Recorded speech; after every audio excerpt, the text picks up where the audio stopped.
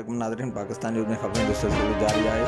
जी नाज़रीन, अवांखे अहम ख़बर ॿुधाईंदा हलूं त नादरा इंतज़ामिया जो कारनामो नादरा इंतज़ामिया जी नाअहली ज़िंदा शख़्स खे फ़ौती ॼाणाए छॾियो। फ़ौती ॼाणायल शख़्स जो सख़्तु एहतजाज मुतासिर मीडिया सां ॻाल्हाईंदे चयो त ख़ैरपुर नादरा इंतज़ामिया जी नाअहली सबबु मूंखे फ़ौती ॼाणाए छॾियो आहे, जेका सरासर नादरा इंतज़ामिया जी नाअहली आहे। मुतासिर आला अख़्तियारनि खां नोटिस वठी इंसाफ़ करण जो ऐं नादरा इंतज़ामिया ख़िलाफ़ कार्रवाई करण जो मुतालबो कयो आहे। जी नाज़रीन, अवांखे ॿुधाईंदा हलूं त ख़ैरपुर नादरा इंतज़ामिया जो कारनामो नादरा इंतज़ामिया जी नाअहली ज़िंदा शख़्स खे फ़ौती ॼाणाए छॾियो। फ़ौती ॼाणायल शख़्स जो सख़्तु एहतजाज मुतासिर मीडिया सां ॻाल्हाईंदे चयो त ख़ैरपुर नादरा इंतज़ामिया जी नाअहली सबबु मूंखे फ़ौती ॼाणाए छॾियो आहे, जेका सरासर नादरा इंतज़ामिया जी नाअहली आहे।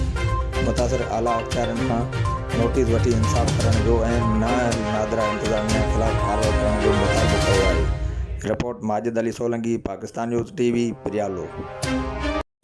अब नादरा ऑफिस में आओ न तव्हांजो जेको आहे जो नालो आहे नाले जी ग़लती आहे, तव्हांखे छा चओ नादरा वारनि?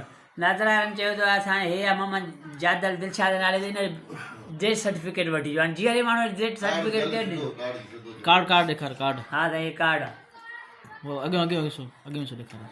मोहम्मद जादल जे नाले। हाणे इहो छा था अचनि इन जो असांखे डेथ सर्टिफिकेट खणी सर्टिफिकेट ॾियो, ॾियो। जीअं ई माण्हू डेथ सर्टिफिकेट खणी ॾियो। त पोइ दिलशाद डेथ सर्टिफिकेट त पोइ मोहम्मद पोइ जादल तव्हां नालो तव्हां चेंज कयूं, हाणे नाले जी ग़लती उन्हनि जी आहे। हा नाले जी ग़लती आहे। सही, कहिड़ी ऑफिस विया नादरा वारी? नादरा जेका अथव उहो ॿाहिरि आहे, बिलाल पार्क ॾे। बिलाल पार्क के भरिसां आहे। ठीकु आहे, सही आहे।